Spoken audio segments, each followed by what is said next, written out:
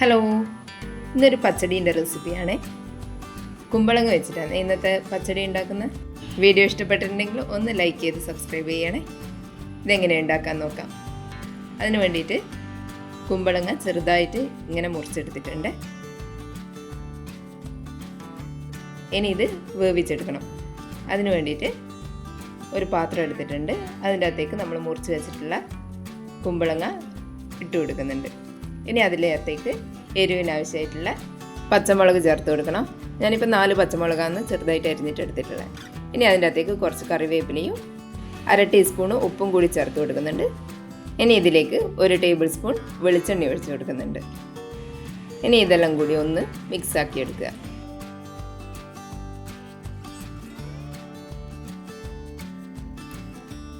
ഇനി ഇതിൻ്റെ അകത്തേക്ക് ഒരു 1/4 ഗ്ലാസ് വെള്ളം ഒഴിച്ച് കൊടുക്കുന്നുണ്ട്.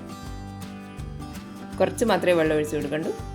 എന്നിട്ടൊരു 10 മിനിറ്റ് നേരം ഇതൊന്ന് കുക്ക് ചെയ്തെടുക്കണം. ഇപ്പോൾ വെള്ളമെല്ലാം വറ്റി കുമ്പളങ്ങ നന്നായിട്ട് വെന്ത് വന്നിട്ടുണ്ട്. ഇനി ഇതൊന്ന് ചൂടാറാൻ വേണ്ടിയിട്ട് മാറ്റി വെക്കണം. ഇനി ഇതിൻ്റെ അകത്തേക്കുള്ള അരപ്പ് തയ്യാറാക്കാൻ വേണ്ടിയിട്ട് ഒരു മിക്സീൻ്റെ ജാറിൽ 1 കപ്പ് ചിരകിയ തേങ്ങ ഇട്ട് കൊടുക്കുന്നുണ്ട്.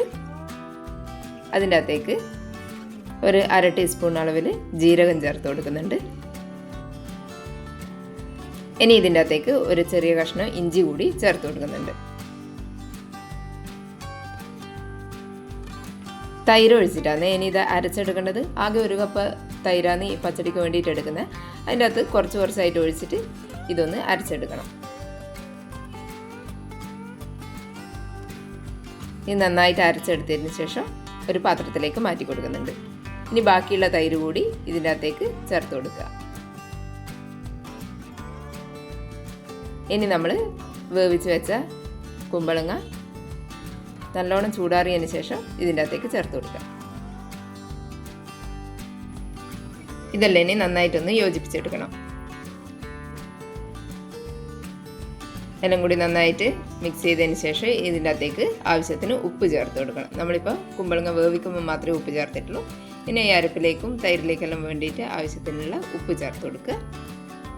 ഇനി ഇതിൻ്റെ അകത്തേക്ക് കുറച്ച് പച്ചക്കടുക് പൊട്ടിച്ചിട്ടൊന്ന് ചേർത്ത് കൊടുക്കുക.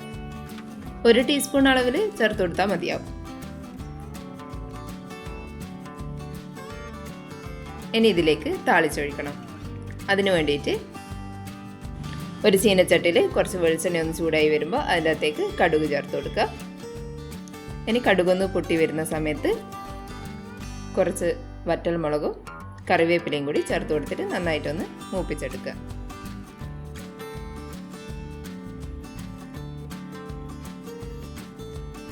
ഇനി ഇതിൻ്റെ അകത്തേക്ക് 1 ടേബിൾ സ്പൂണ് തേങ്ങ ചിരകിയതും കൂടി ചേർത്ത് കൊടുക്കുന്നുണ്ട്. ഇനി തേങ്ങ നന്നായിട്ട് മൂത്ത് വരുന്നവരെ വറുത്ത് കൊടുത്തതിന് ശേഷം നമ്മൾ ചെയ്ത് വെച്ചിട്ടുള്ള പച്ചടീൻ്റെ അകത്തേക്ക് ചേർത്ത് കൊടുക്കുക.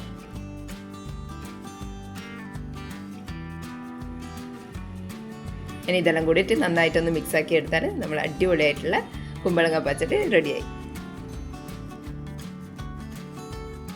എല്ലാവരും ഒന്ന് ട്രൈ ചെയ്ത് നോക്കണേ. Thank you.